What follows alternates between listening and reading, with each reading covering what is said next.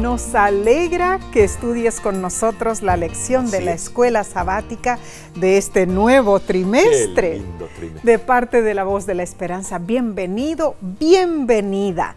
Si te has unido por las redes sociales, escríbenos de dónde nos acompañas y comparte este estudio con otros. Esta semana saludamos en Cristo a nuestros nuevos hermanos y hermanas en la fe. Amén. Les apreciamos y oramos para que Dios bendiga su crecimiento espiritual. En esta ocasión saludamos especialmente al hermano Pablo Enciso Pirela, quien nos escribe desde Trujillo, Venezuela. Así es, el hermano Pablo dice: qué maravilla el poder verlos y analizar con ustedes las lecciones de la escuela sabática. Soy nuevo en la Iglesia Adventista del Séptimo Día. Hace un año fui bautizado. Estoy muy orgulloso de ser adventista y doy testimonio por doquier. Vivo en Trujillo, Venezuela, tengo 63 años y doy gloria a Dios. Gracias por compartir tu testimonio, hermano Pablo. Amén. Te felicitamos por tu reciente bautismo. Claro. Y por el gozo que sientes de ser miembro de esta iglesia mundial, la Iglesia Adventista del Séptimo Día. Dios bendiga tu nuevo caminar con Cristo. Gloria a Dios. Bien, Omar, comenzaremos entonces el cuarto trimestre del 2024, pero no sin antes orar y pedir a Dios sabiduría.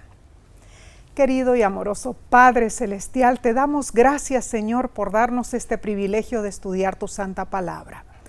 Rogamos por cada persona que está conectada en este momento estudiando la lección de escuela sabática. Abre nuestro entendimiento y también, Señor, pedimos una bendición especial por nuestro hermano Pablo y por todos aquellos que son nuevos en la iglesia. Te lo pedimos en Cristo Jesús.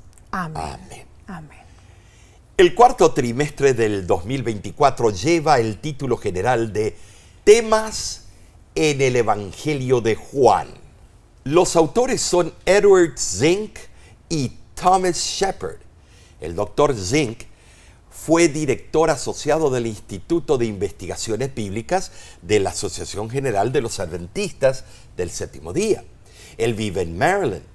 Y el doctor Shepard es profesor del Nuevo Testamento en la Universidad Adventista de Andrews. Así es. Él y su esposa Sherry, sabes, Nessie, fueron misioneros en Malawi, África y también en Brasil, tu tierra. Interesante. Los dos autores se concentraron en la unicidad del Evangelio según Juan. Es único entre los 4 evangelios porque menciona entrevistas personales entre Jesús y una o dos personas, como Natanael, Nicodemo, la mujer junto al pozo, el paralítico del estanque de Betesda, Lázaro y sus hermanas, Pilato, Pedro y Tomás. Muchas de esas historias aparecen solo en el libro de Juan. Pero mientras examinemos los detalles, también vamos a visualizar el panorama general del libro. Claro. El Evangelio de Juan nos transporta a la vida y ministerio de Jesús. Amén. Comencemos con la lección 1 para el 5 de octubre 2024 titulada Señales que indican el camino. Juan era el más joven de los escritores, el que vivió por más tiempo. Es cierto. Y fue el último en registrar sus relatos. Él se presentó modesta e indirectamente como aquel discípulo y era conocido entre sus compañeros como el discípulo a quien Jesús amaba. El texto de esta semana es Juan 20, versículo 30. Hizo además Jesús muchas otras señales en presencia de sus discípulos, las que no están escritas en este libro. Muchas en este versículo puede referirse a las otras señales que destacaron el ministerio de Cristo. Claro. Ahora, nos preguntamos, ¿por qué Juan escribió su evangelio? ¿Será que deseó enfatizar los milagros de Jesús o sus enseñanzas específicas? Al decir que hubo más señales que él no incluyó en su libro, Juan resumió el propósito de lo que decidió escribir y el plan que tuvo al elegir su material. Su meta no fue presentar una historia completa de Jesús, ni tampoco una biografía abundante en detalles. Juan eligió cuidadosamente las señales que formaban el fundamento de su tema y el propósito principal de sus escritos. Bajo el poder y la influencia del Espíritu Santo, Juan explicó el porqué de su decisión. Dijo que aunque se podrían escribir muchas más cosas sobre la vida de Cristo, las historias que él eligió fueron escritas para que creáis que Jesús es el Cristo, el Hijo de Dios, y que creyendo tengáis vida en su nombre. Juan 20:31. Quizá los otros milagros que no se relatan en el libro de Juan fueron revelados a los discípulos solamente y no a la humanidad en general. ¿Saben? Sí, debemos entender que en toda la revelación divina no hay nada más allá de lo que Dios considera un propósito importante. Claro. Y no hay nada que se haya omitido que pudiera haber sido de alguna utilidad extra. Cuán cierto. Dios es sabio. Sí lo es. Y nos ha revelado lo necesario. Amén. El comentario de Juan Calvino añade: si Juan no hubiera advertido a sus lectores, podrían haber supuesto que no había omitido ninguno de los milagros que Cristo realizó y que había dado un registro completo de todo lo que sucedió. Juan, por lo tanto, testificó que solo había relacionado algunas señales, no porque las otras no fueran dignas de ser registradas, sino porque las que eligió fueron suficientes para edificar la fe. Pero quiero añadir algo, Nesí. Nota que Juan, el libro de Juan, vamos a ver más adelante, que todos los libros del mundo no alcanzarían para poner todos los hechos de Cristo Jesús. O sea que sí hay otros hechos. Seguro. Bueno, lo dejamos para otro momento. Claro. Manteniendo esto en mente, esta semana estudiaremos en Juan algunos de los primeros milagros de Jesús. Él convirtió el agua en vino en una boda, restauró la salud de un hijo enfermo y curó a un hombre en el estanque de Betesda. Así fue. Juan denominó los milagros señales, no para referirse a un cartel en la calle, sino más bien a un evento milagroso que apunta a una realidad más profunda. Jesús como el gran Mesías. Amén, amén. Entonces, de los muchos hechos y palabras de Jesús, Juan eligió ejemplos típicos que pueden fortalecer nuestra fe. Amén. Cristo cumplió las esperanzas mesiánicas de su nación y las interpretó correctamente. Esos hechos, hermanos, solo pudieron ser realizados por alguien que mantuvo una relación íntima con Dios, descrito como el Hijo, Cristo Jesús. Precioso. Qué Bien, hermoso. Analicemos entonces la lección del domingo 29 de septiembre titulada La boda de Caná. ¿Sabes, sí? Nosotros estuvimos allí, Claro. ahí al lado de Nazaret. Es interesante que en ese lugar fue. El primer milagro de Jesús se realizó en el contexto del matrimonio. Sí. Y viene bien al cabo porque las dos instituciones de la Biblia en Génesis es el matrimonio y el sábado. Entonces el matrimonio fue la primera institución. ¿Seguro? Y él comienza su ministerio con un matrimonio. La institución establecida por él en el jardín del Edén. Claro. También el fin del mundo, se habla de las bodas del Cordero. Estimados, ¿qué importancia tiene esa institución? Si estás en las redes sociales, escribe tu comentario. ¿Por qué crees que el primer milagro de Jesús ocurrió en una boda? Bueno, Omar, creo que el matrimonio impacta todos los aspectos de nuestra existencia. El matrimonio que Dios puso, Claro, no lo que los hombres claro. interpretan. El diablo reconoce esta característica perentoria y lógicamente busca provocar disfunción en nuestros hogares, en nuestras iglesias, nuestras escuelas y la sociedad en general. Con nuevas definiciones. Tristemente, hermanos, la sociedad ve el matrimonio en forma antibíblica.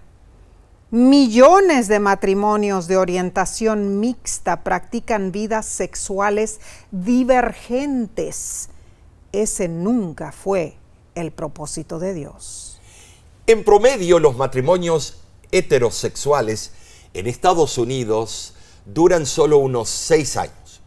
Indudablemente en Caná, Jesús destacó la importancia del matrimonio, bendiciéndolo con su presencia, enseñándonos que Él es el único que puede asegurar el éxito matrimonial.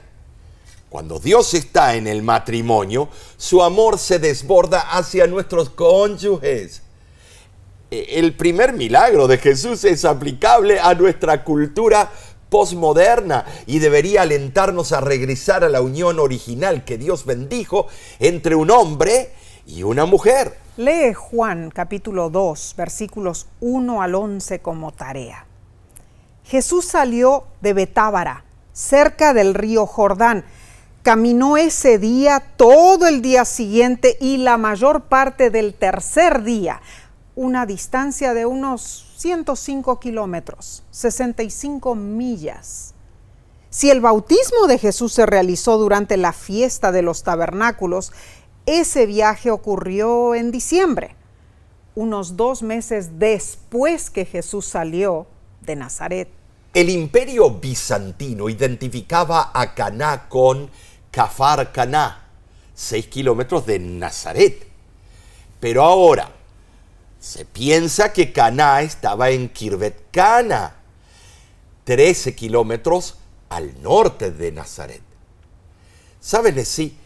Caná significa lugar de cañas. ¿Te acuerdas? Cuando estuvimos allí, pudimos ver y ellos nos explicaron. Claro. O sea, pantanos, donde se han encontrado fragmentos de alfarería que datan de los tiempos romanos. Seguro.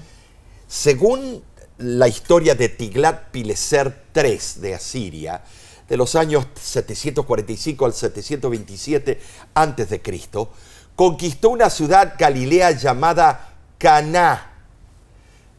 Natanael era de Caná, sí, y en Caná Jesús atendió al oficial del rey también. Claro, muy interesante. Tremendo, ¿eh? Indudablemente Jesús sabía de la boda, hermanos, y él decidió estar presente en esa festividad.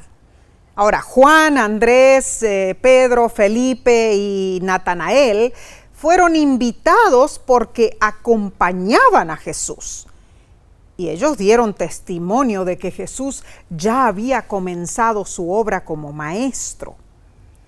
Ahora, María, la madre terrenal de Jesús, había ayudado en los preparativos de la fiesta. Al faltar el vino, habrá sentido responsabilidad procurando evitar una situación embarazosa para los novios. Destaquemos la confianza de María al recurrir a Jesús con el problema. Siendo hijo respetuoso, Jesús siempre estuvo atento a su madre terrenal. Al preguntarle, ¿qué tienes conmigo?, da a entender que durante su vida privada Jesús respetaba la autoridad de su madre dentro del círculo, familiar. Pero ahora él debía cumplir su misión. Ya no podía actuar en forma privada. Quizá María creyó que podría dirigir a Jesús en su misión. Todas las madres a veces queremos hacer eso con nuestros hijos. Pero con nítidas y corteses palabras, Jesús procuró explicarle la distinción entre su relación con ella como hijo del hombre y como el hijo de Dios. O sea, su amor por ella no había cambiado, hermanos, pero Jesús debía seguir la dirección de su Padre Celestial. Omar, durante 30 años Jesús fue un hijo amante, obediente, atento, y no dejaría de serlo ahora, ¿no es cierto? No. Pero su nueva misión requería un nuevo rumbo. Como el caso de María y Jesús, a muchos padres hoy en día les resulta difícil ceder su autoridad sobre sus hijos para que estos puedan obtener experiencia por sí mismos. No es fácil. Cuando los vemos poniendo su pie en el lugar equivocado, nos duele. Claro. Sabios son los padres y afortunados los hijos, cuando ese traspaso de autoridad se efectúa naturalmente y sin fricción. Cuán cierto, Omar. Ahora, sucedió que Jesús convirtió el agua en vino, proporcionando evidencia de su divinidad. Sus discípulos aún no comprendían que Jesús era Dios. Los judíos visualizaban a Moisés, quien, usado por Dios como líder, liberó a Israel de Egipto con muchas señales y prodigios.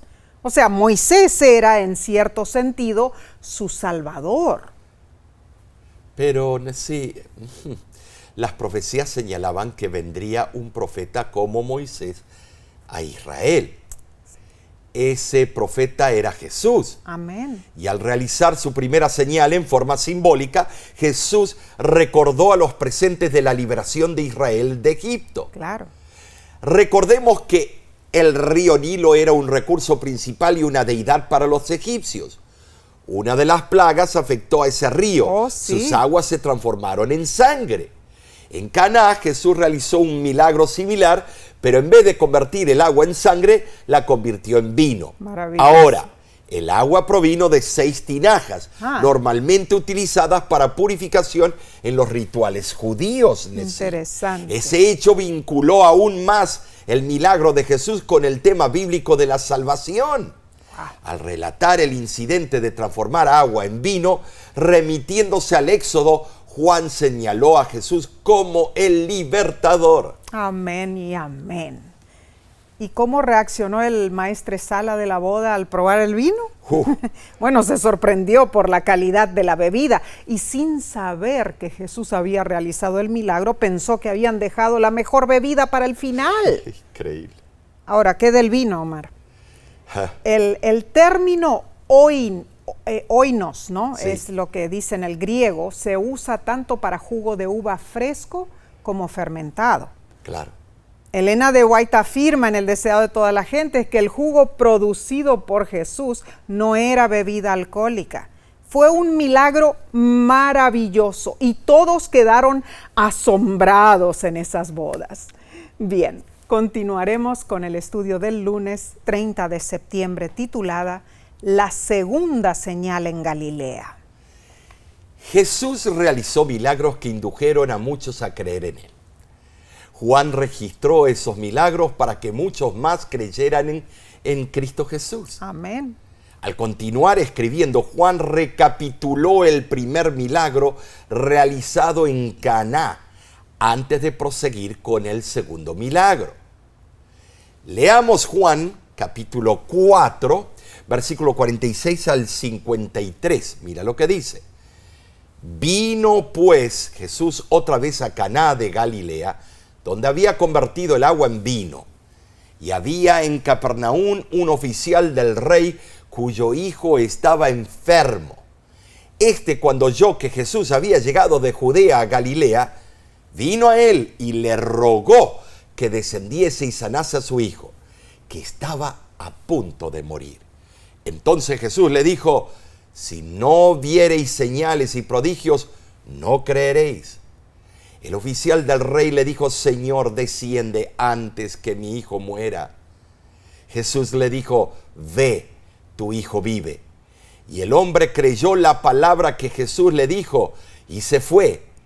Cuando él ya descendía, sus siervos salieron a recibirle y le dieron nuevas diciendo: tu hijo vive. Entonces él les preguntó a qué hora había comenzado a estar mejor. Y le dijeron: ayer a las 7 le dejó la fiebre. El padre entonces entendió que aquella era la hora en que Jesús le había dicho: tu hijo vive, y creyó él con toda su casa. Wow, maravilloso. Qué maravilloso, Nesí. Ahora, el evento ocurrió en Caná. El hijo enfermo estaba en Capernaum. Claro. A unos 25 kilómetros de distancia. No conocemos el nombre del oficial, pero sí era judío, probablemente herodiano. Algunos sugieren que quizá era Chuza, el intendente de Herodes mencionado en Lucas 8:3. Puede ser. O que fue Manaén, el que se había criado con Herodes, mencionado en Hechos 13:1. Ahora, este es el primer caso, Omar, donde se registra un pedido de curación, ¿no es cierto? Lo que sucedió fue que la sabiduría y la habilidad humana no podían hacer nada más por el niño. Como último recurso, el padre viajó a Caná para persuadir a Jesús a que fuera con él a Capernaum. Todo padre debe vivir por la fe y en la fe. Si quiere que su hogar triunfe y sus hijos prosperen, él debe ser un hombre de fe, y así fue el caso. De acuerdo al deseo de toda la gente, página 168, dice lo siguiente: cuando el oficial vio a Jesús vestido sencillamente, cubierto de polvo y cansado del viaje, dudó que él pudiese hacer lo que había ido a pedirle. En su fuero íntimo se había impuesto ciertas condiciones para creer en Jesús. A menos que se le concediese lo que iba a pedirle, él no le recibiría como el Mesías. Jesús detectó la falta de sinceridad por el modo de hablar y el comportamiento del oficial, y comprendió que su fe era imperfecta. Y notemos, Jesús siempre requería una fe completa e incondicional antes de actuar con el poder divino. El oficial planeaba creer después de ver, pero Jesús necesitaba que él creyera antes de que viera. Hermano, hermana, la fe que depende de la concesión de ciertos pedidos siempre se basa sobre un débil fundamento y se desmorona fácilmente. Ahora, Omar, al principio, en realidad, la respuesta de Jesús a la súplica de ese oficial puede parecernos ruda y sin compasión, ¿no es cierto? Pero Jesús demoró en conceder el pedido al funcionario porque éste no estaba listo para recibir lo que había venido a pedir.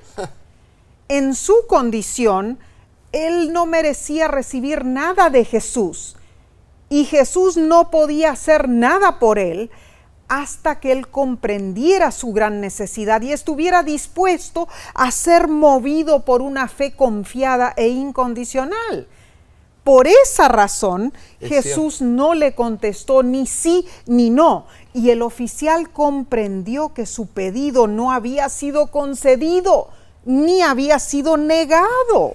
Tenía que haber una transición de fe. Claro. Creo que el oficial percibió que Jesús le leyó el corazón y reconoció sus motivos egoístas. Discernió que la única esperanza de que se salvara su hijo dependía en que su fe fuera implícita y sin vacilaciones. Cierto. Debía renunciar a su orgullo descreído y falso. Entonces se refirió con amor a su hijo, empleando un diminutivo, en el griego paidion o paidion, niñito en el griego. Al efectuarse la transformación necesaria en el corazón del oficial, no hubo demora en la concesión del pedido, aunque fue en una forma completamente inesperada. ¿Sabes, hermano? Él había buscado a Jesús para que descendiera con él a Capernaum, pero Jesús sencillamente le dijo, ve. Esto es fascinante. Jesús le dijo al funcionario que regresara a su casa. Oh, la fe de ese oficial fue puesta a prueba. Debió aceptar la dádiva por fe. Debió actuar por fe, creyendo que sí había recibido lo que había venido a pedir. Ahora, seguramente como padre, ese hombre estaba ansioso por ver a su hijo. Pero en vez de hacerlo, él deseó saber más de su nueva fe y de esa preciosa dádiva que había recibido allá en su casa. Y en verdad no se apresuró para regresar. Se fue a su casa recién al día siguiente. Muy interesante. Ese oficial aceptó a Jesús como el Mesías, o sea, se hizo cristiano. Recuerden eso. Fueron abarcantes los resultados de este milagro. ¿Saben, Nesí? El niño se curó. Seguro. Toda la familia creyó. Amén. Y el camino quedó preparado para Jesús cuando 6 meses más tarde, él llegó a Capernaum, haciendo de ese lugar el centro de su ministerio en Galilea, las oficinas centrales de la casa de la suegra de Pedro. Tremendo. Ahora, hermano, hermana, hay milagros modernos hoy día, pero debemos discernirlos cuidadosamente y ser cautelosos ante los falsos milagros promovidos por Satanás.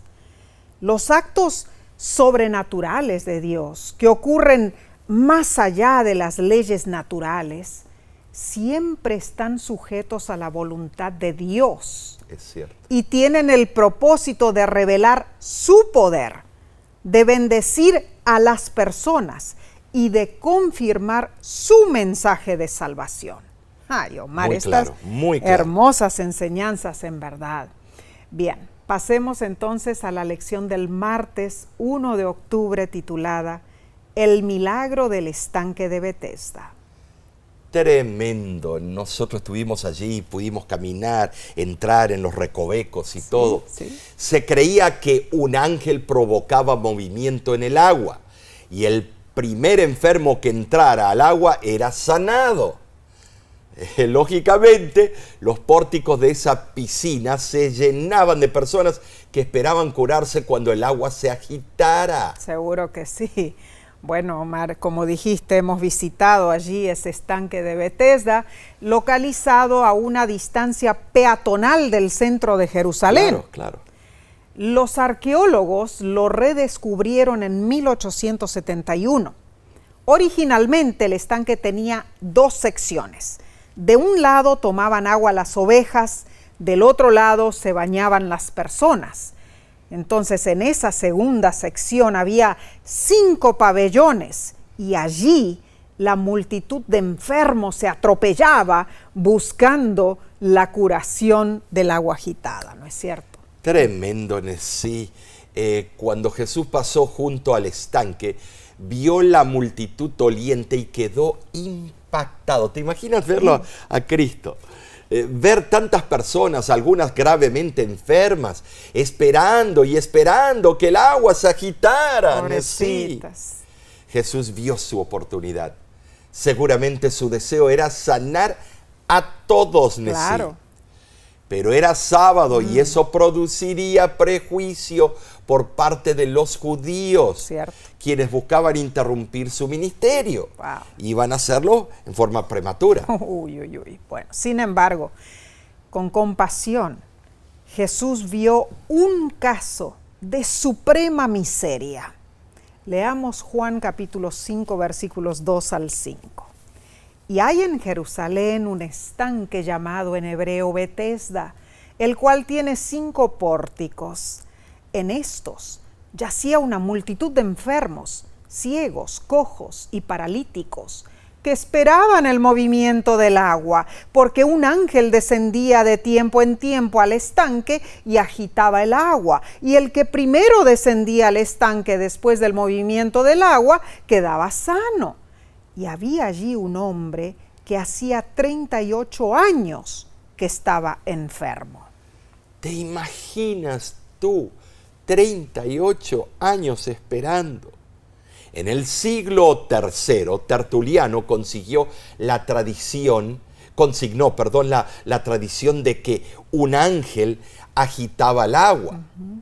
Ahora, ese portento pudo haber sido real y fácilmente explicado como fenómeno natural. Muchas fuentes de agua de Jerusalén son intermitentes, es decir, el agua sale en gran caudal por unos momentos y luego cesa.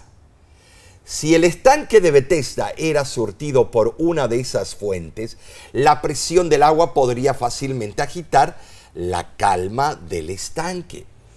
Es interesante porque Elena de White dice en El deseado de todas las gentes que allí había cientos de sufrientes, hombres, mujeres y niños. Al agitarse el agua, todos corrían, atropellando a los más débiles, y muchos morían al borde del estanque.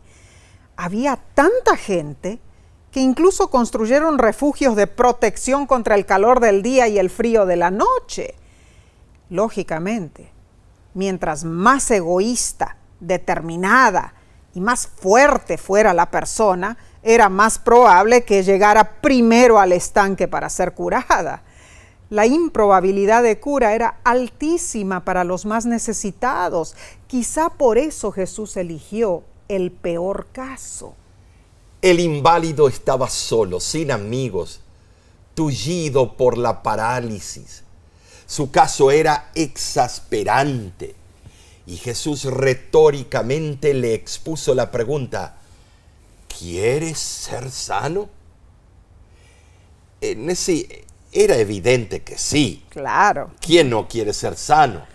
Pero Jesús quiso llamar la atención del doliente hacia él y al remedio de su aflicción. Amén.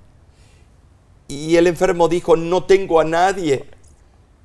La patética respuesta del afligido manifestó una situación de miseria física, abandono y reiterados eventos de ilusión seguidos por amargos chascos. Pobrecito.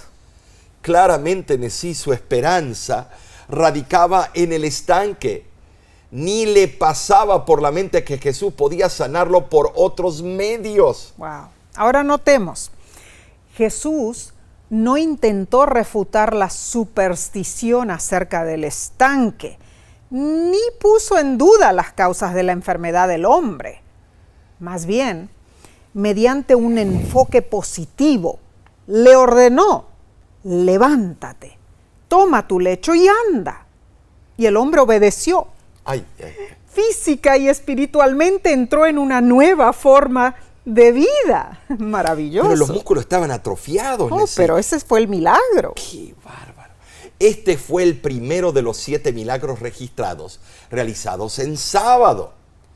Jesús desafió abiertamente los reglamentos sabáticos de los rabinos. Así fue. Demostró darle importancia a esa cuestión porque hizo el milagro cuando la ciudad estaba llena de visitantes.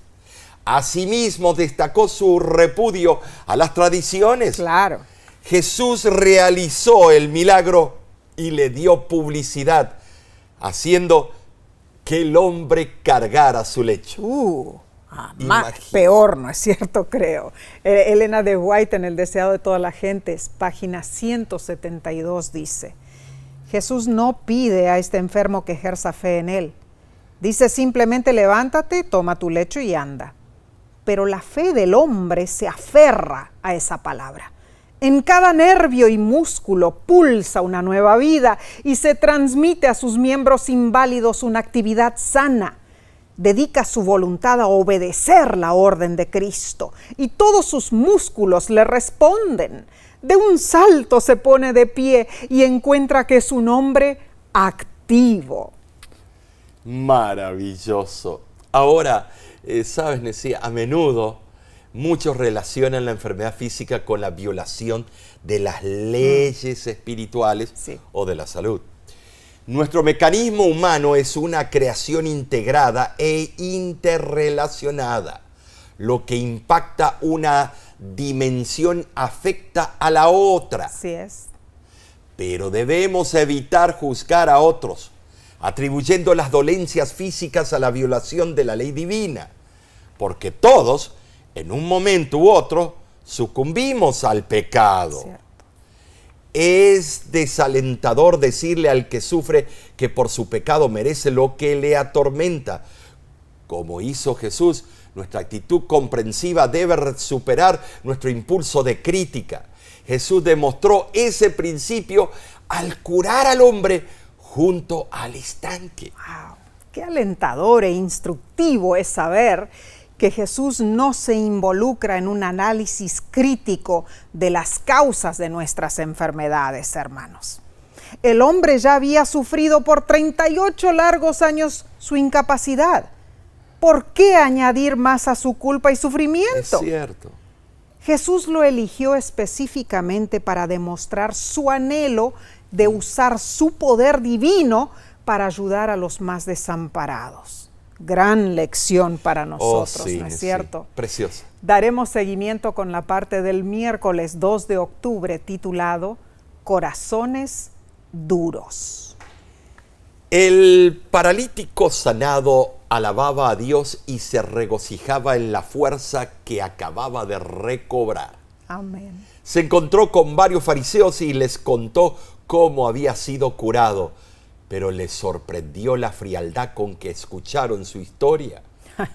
Con frentes ceñudas le interrumpieron preguntándole por qué llevaba su cama en sábado. Oh, cosa, esos fariseos ciegos. tenían corazones endurecidos. Oh, ¿cierto? sí, mejor palabra. Leamos Juan capítulo 5 del 10 al 16. Dice, entonces los judíos dijeron, es día de sábado, no te es lícito llevar tu lecho. Él les respondió, el que me sanó, él mismo me dijo, toma tu lecho y anda. Entonces le preguntaron, ¿quién es el que te dijo, toma tu lecho y anda? Y el que había sido sanado no sabía quién fuese, porque Jesús se había apartado de la gente que estaba en aquel lugar. Después le halló Jesús en el templo y le dijo, mira, has sido sanado, no peques más para que no te venga alguna cosa peor. El hombre se fue y dio aviso a los judíos que Jesús era el que le había sanado.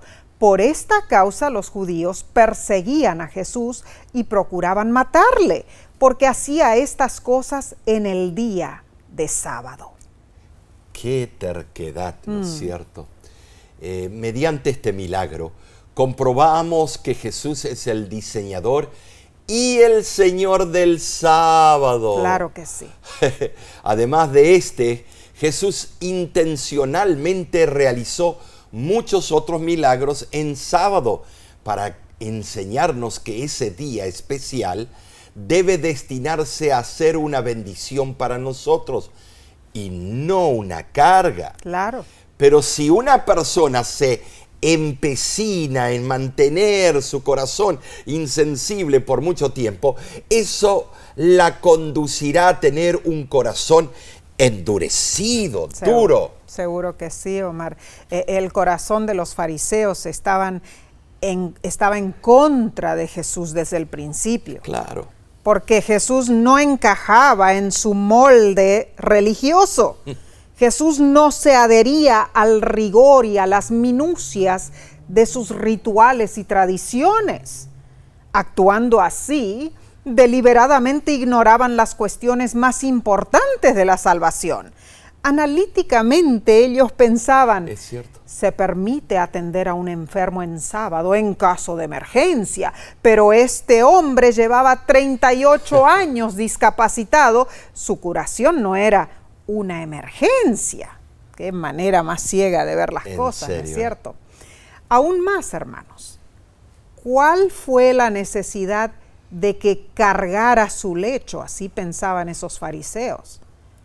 Uno pensaría que Jesús, teniendo el poder divino para realizar el milagro, sabría que no era permitido cargar una estera en día sábado. Oh, los judíos se molestaron al ver que el hombre llevaba una carga en ese día. ¡Qué pecado! La ley tradicional judía contenía estrictos reglamentos en cuanto a eso. Más adelante el Mishnah puso todos los parámetros para la conducta del sábado.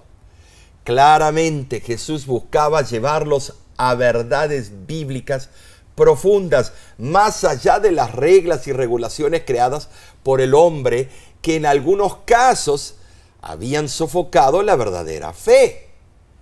La Mishnah presenta una lista de 39 tipos de trabajo que no deben ser efectuados en sábado, incluyendo acarrear algo de una propiedad a la otra. También declara que si un hombre llevaba públicamente a una persona viva en una cama, no era culpable respecto a la cama, porque la cama era secundaria respecto a la persona. Lo que parece implicar que la transgresión era llevar un lecho vacío. ¿Cómo podían ser tan ciegos esos líderes religiosos de ese tiempo?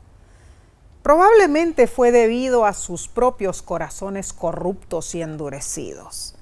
Su falsa creencia de que el Mesías los libraría de Roma, sus ansias por obtener poder y, lógicamente, su falta de entrega a Dios. Todos esos puntos causaron que ellos rechazaran la verdad que estaba enfrente de sus ojos. ¿Sabes, Omar? En muchas instancias, el Nuevo Testamento enseña cuán espiritualmente duras pueden llegar a ser algunas personas. Es cierto. A muchos ni les importa la evidencia. Esto me recuerda a mis años como colportor en Nueva York, Nessie. A ver. Vendía libros cristianos para poder sufragar los gastos de mis estudios de teología. Y mira, en cierta ocasión estábamos vendiendo Biblias ilustradas y con mi compañero sentimos la urgencia de ir al baño y era el mes de febrero. Frío. Frío y cierran todos los baños públicos. En Nueva York es difícil conseguir baños abiertos. Decidimos entrar a un bar y le pedimos permiso al dueño para usar el baño. Al terminar, le agradecimos al dueño y le regalamos una Biblia. ¡Qué bien! Tomamos nuestros libros y nos dispusimos a salir del bar. Era invierno y había nevado la noche anterior y había hielo negro en algunas partes. No nos percatamos que los escalones a la entrada del bar estaban resbaladizos. Seguro. Algo que es casi imperceptible cuando miras, crees que es el cemento, pero hay una capita de hielo. Pisé en ese hielo, resbalé y desesperadamente intenté controlar mi equilibrio. Ay, no. Así yo estaba saliendo del bar. Afortunadamente mi compañero me ayudó. Todo ocurrió muy rápido, pero cuando miré al otro lado de la calle, adivina qué, Nessie. Una hermana de la iglesia me había visto, era miembro de la CIA, Centro de Inteligencia Adventista. Ella contó el incidente en la iglesia a su manera, diciendo: el hijo del pastor Grieve estaba saliendo de un bar borracho. Tuve que comprobar lo contrario, trayendo a un grupo de hermanos al bar y pidiendo al dueño que testificara en mi favor. Ya me iban a fulminar, borrar de los libros del cielo. ¡Qué horror, en verdad! Corazones endurecidos. Seguro que sí, ahí está. Un corazón endurecido puede hacer estragos. Y eso fue lo que ocurrió con los fariseos. En verdad, todas las acciones de Jesús estaban en completa armonía con Dios, hermanos. Sus acciones eran la expresión suprema del amante cuidado de Dios por nosotros. Y Jesús podía expresar perfectamente el carácter de Dios porque Él había sido uno con Dios y porque como hijo prestaba entera obediencia a la voluntad del Padre Celestial. Pero los fariseos tenían su corazón endurecido, como esa hermana que te había visto enfrente del bar. Hermano, hermana, ¿hay algo que te enceguece ante las verdades divinas? No permitas que tu corazón sea endurecido como le ocurrió a esos fariseos.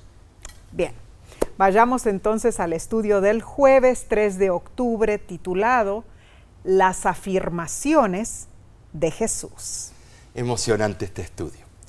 El milagro junto al estanque de Betesda brindó una excelente oportunidad para que Juan enfatizara quién es Jesús. Amén. Jesús fue perseguido. Leamos Juan capítulo 5, versículos del 16 al 18. Y dice así: por esta causa los judíos perseguían a Jesús y procuraban matarle, porque hacía estas cosas en el día de sábado. Y Jesús les respondió: mi Padre hasta ahora trabaja y yo trabajo. Por esto los judíos aún más procuraban matarle, porque no solo quebrantaba el día de sábado, sino que también decía que Dios era su propio Padre, haciéndose igual a Dios. En verdad, por quebrantar el sábado y blasfemar, Jesús terminó siendo llevado ante el Sanedrín, ¿no es cierto? Los dirigentes religiosos procuraron contener la innegable influencia de Jesús sobre la gente. Esos líderes, hermanos, buscaron crear la atmósfera propicia para condenar a Jesús. Claro, su oposición abierta era inexcusable, pero se enconaron más contra Jesús, trazando planes para ver cómo podían quitarle la vida. Juan 5:18 suena perturbador. Dice que Jesús quebrantó el sábado. Pero un estudio cuidadoso comprueba que la obra de Jesús en día sábado estaba en consonancia con su Padre Celestial, porque el Padre Celestial nunca deja de sostener el universo en día sábado. Y eso es trabajo. El sol sigue cumpliendo su misión en sábado. El sistema solar y los astros continúan su movimiento regular en sábado. Las fuentes de las aguas no se detienen. Las ondas del mar siguen su ciclo. La obra divina nunca cesa, pero esto no es excusa para que tú, como humano, quebrantes el sábado. Cuidado, hay que tener un balance. Si Dios retirara su mano, no sobreviviríamos. Esto es muy cierto. Entonces, las actividades de Jesús en día sábado concordaban en cómo él afirmaba su divinidad. Y los líderes religiosos más se encolerizaban, basándose en una supuesta violación del sábado y en un reclamo de igualdad con Dios. Al parecer, los fariseos censuraron públicamente al hombre por haber cargado su lecho en sábado, pero no lo castigaron.